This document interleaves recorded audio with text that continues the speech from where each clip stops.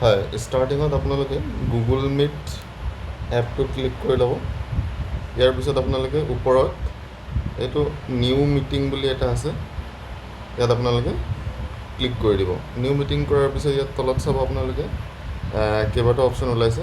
ইয়াত দেখিব আপোনালোকে get a meeting link to share. এইটো মানে আপোনাৰ লিংকটো মানে ইয়াত ক্লিক কৰি আপুনি শ্বেয়াৰ কৰি দিব পাৰিব।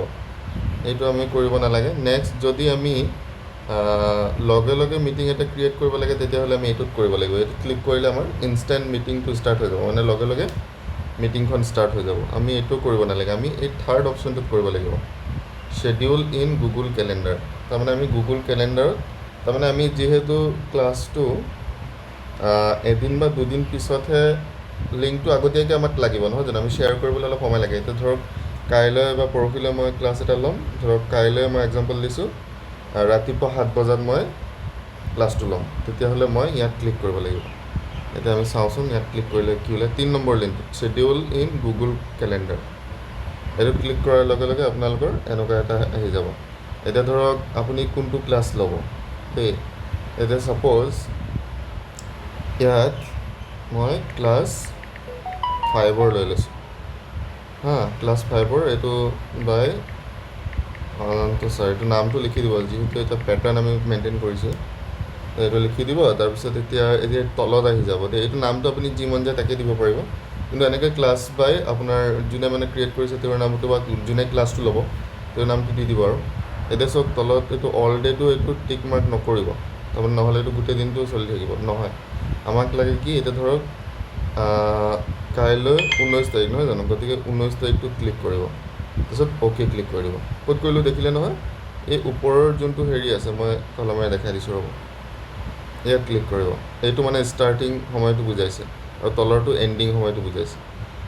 এতিয়া আমি এই ষ্টাৰ্টিং সময়টোত আমি ক্লিক কৰিম, ইয়াতে ওপৰতে ক্লিক কৰিব লিখাটোৰ ওপৰত। এই ক্লিক কৰাৰ পিছত ইয়াত এতিয়া যিহেতু মই আগতীয়াকৈ আপোনালোকক দেখালোঁ বা 19 তাৰিখ বা 20 তাৰিখ যোনটো তাৰিখ হয় সেই তাৰিখটো আপুনি ছিলেক্ট কৰি ল'ব। ইয়াৰ পিছত আপুনি সময়টো ছিলেক্ট কৰিব। এতিয়া ছাপ'জ এই ক্লাছ 5 মানে ক্লাছটো মানে 19 তাৰিখৰ দিনা কোনটো সময়ত লোৱা হ'ব। এতিয়া মই বোলে ৰাতিপুৱা 7 বজাত ল'ম, গতিকে 7 বাজি পূৰা 7টা বজাত ষ্টাৰ্ট হ'ব আৰু এইটো AM কৰি দিম ওপৰত। তো এইটো এতিয়া চাওক 7 AM হৈ গ'ল।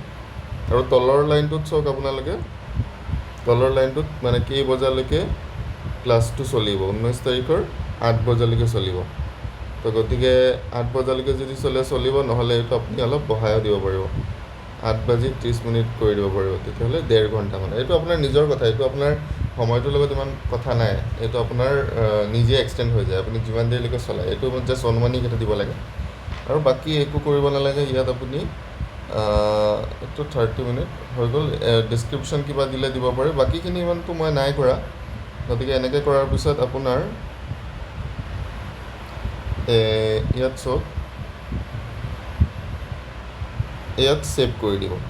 ছেভ কৰাৰ লগে লগে হৈ যাব আৰু বিশেষ একো কৰিব নালাগে। ছেভ কৰাৰ লগে লগে চাব, এতিয়া আমি 19 তাৰিখে লৈছিলোঁ, এই 19 তাৰিখে আমাৰ কেলেণ্ডাৰটোত ইয়াত চাব পাৰিব আপোনালোকে। এই কেলেণ্ডাৰত এইটো মই ক্ৰিয়েট কৰা ক্লাছটো ইয়াত ওলাই পৰিলে। তো গতিকে ইয়াত আমি এতিয়া ক্লিক কৰি চাম, এইটো এতিয়া ক্লিক কৰাৰ পিছত আপোনালোকে এইটো আমি যোনটো ক্ৰিয়েট কৰিলোঁ ইয়াত আপোনাৰ লিংকটো ইয়াত ওলাই পৰিছে, দেখিছেনে? এই লিংকটো আপোনালোকে ইয়াৰ ওপৰত ক্লিক কৰি ইয়াত ক্লিক কৰিব। ক্লিক কৰিলে কি ওলাই চাওঁ ৰ'ব, এয়া চাওক এনেকৈ আহি গ'ল। এতিয়া আপুনি এইটো কপি কৰি ল'ব, কপি হৈ গ'ল। এবাৰ আপুনি হোৱাটছএপ গ্ৰুপত আহি ইয়াত আহি দি দিলে, বোলে লিংকটো শ্বেয়াৰ কৰি দিলে, হ'ল। এইটো ইমানে চিম্পলে হয়, আপোনালোকে পাৰিব বুলি আশা কৰিছোঁ। Thank U.